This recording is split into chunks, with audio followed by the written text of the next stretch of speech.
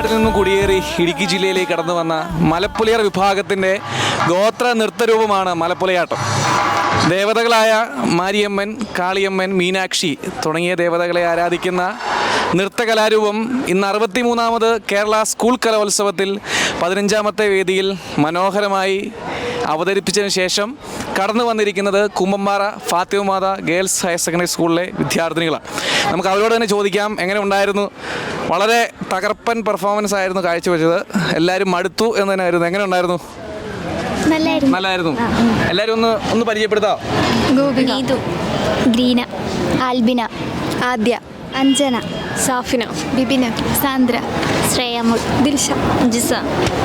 എനിക്ക് തോന്നുന്നു കലോത്സവ ചരിത്രത്തിൽ ആദ്യമായിട്ട് തന്നെയാണ്, കാരണം ഇത്തരം ഒരു ഗോത്ര വിഭാഗത്തിൽപ്പെടുന്ന കലാരൂപങ്ങൾ അവതരിപ്പിക്കുന്നത്.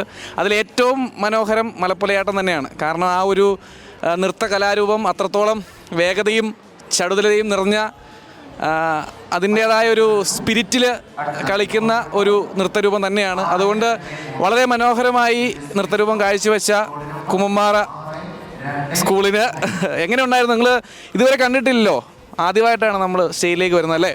കാരണം ഇതിനു മുന്നേ ഒരു കലോത്സവങ്ങളിലൊന്നും കാണാത്തൊരു ഐറ്റമാണ്. അപ്പോൾ ആദ്യമായിട്ട് കളിച്ചപ്പോൾ എന്തെങ്കിലും ഉണ്ടായിരുന്നോ? എല്ലാവരും മടുത്തോ? ഇല്ല, ഉഷാറായിട്ട് തന്നെ പോകണം കേട്ടോ. ഓക്കെ.